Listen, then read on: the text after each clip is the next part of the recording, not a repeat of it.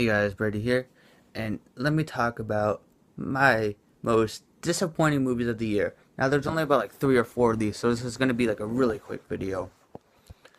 Um, One of the most disappointing movies that I've seen this year, and I was really anticipating this, and I made 2 videos about this movie, and it's of course God fucking Zilla.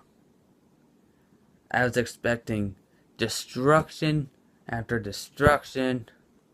And no, all we got was different Mutos, but not Godzilla. The Mutos were the main focus of the fucking Godzilla movie instead of fucking Godzilla. What the fuck? Um, I knew from the trailer that we were gonna have other monsters in the movie, but I didn't know they're gonna be the main focus of the movie. It's just kind of bullshit. If you walk into a movie called Godzilla, you should get a movie about Godzilla, not other monsters.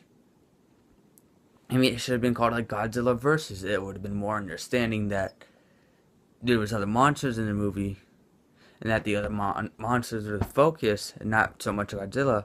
But no, they didn't call it Godzilla versus. They just called it Godzilla, making me think, oh, this is gonna be an outstanding. No, just fucking no. Second, The Amazing Spider-Man 2. This wasn't really that so disappointing. At least we got good action sequences in this movie. Other than that, we got a clusterfuck of a plot with uh one too many villains or too many villains. I guess I don't know. Um, yeah, we got 3 villains in this movie. Weren't we supposed to prevent making another Spider-Man 3? Uh, Apparently Sony is like, you know what? I like that idea. No, we're gonna have 3 villains. It did well. It did all right with Spider-Man 3. Let's try to rehash that and try to make it as shitty as fucking possible. Although it's not that bad, but still, that's how people look at that movie. Probably, it's a shittier version of Spider-Man 3. Although Spider-Man 3 was probably crappier. Spider-Man 3 had so many stabby romantic scenes, so many. We got pelvis thrusting Peter in that movie, for crying out loud. So, yeah, at least TASM 2 didn't give us that. Thank you for the decency of that, Sony. Um, Number 3. Um, what else was on my list? There was something else that I was really anticipating that was on this list. Let's see. We got Spider-Man 2. We got Godzilla. I figured out what my other one is, and this was probably the last one. The Hobbit, There and Back Again, also known as The Hobbit: The Battle of the Five Armies.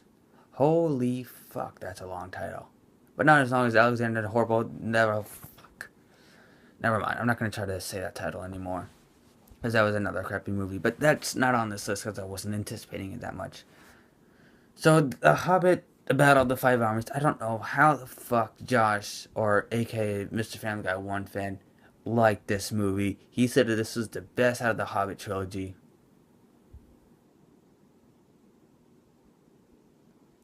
This is the worst. This is the worst according in the Middle Earth Saga. This was the worst reviewed Middle Earth movie by critics. And he said this is the best out of the Hobbit series, the Hobbit trilogy. Fuck that.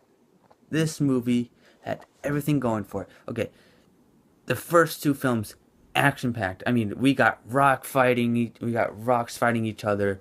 We got a kick ass barrel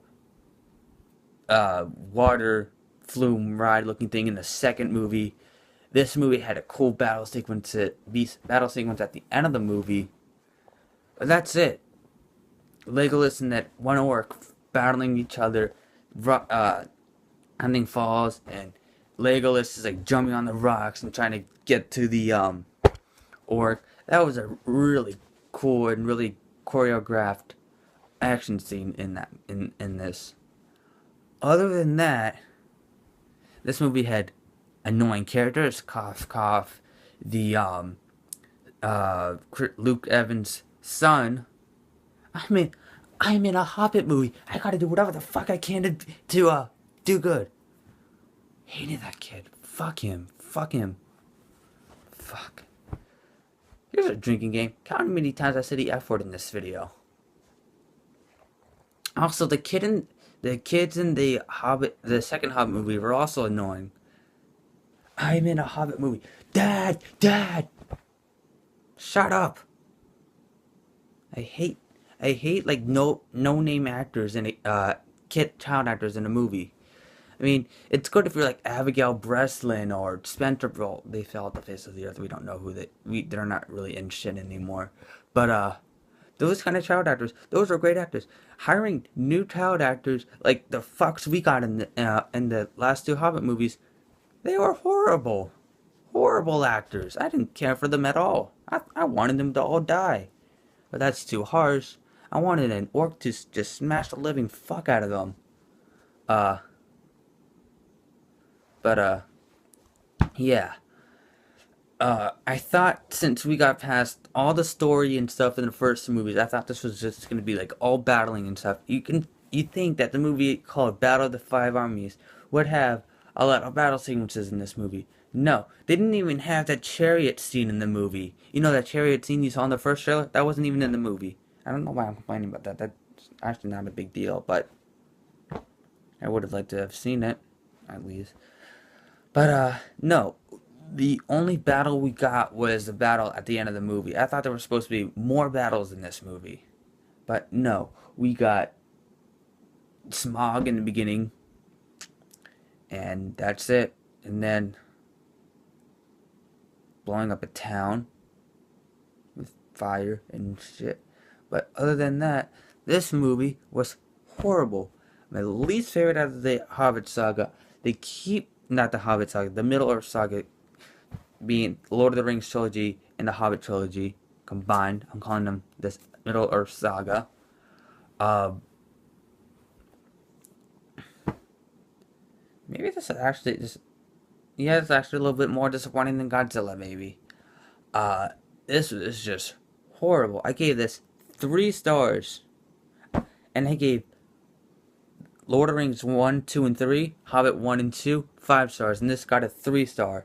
Is That's how horrible this movie was. I mean, it wasn't horrible like it's not like Legend of Hercules horrible, but it is.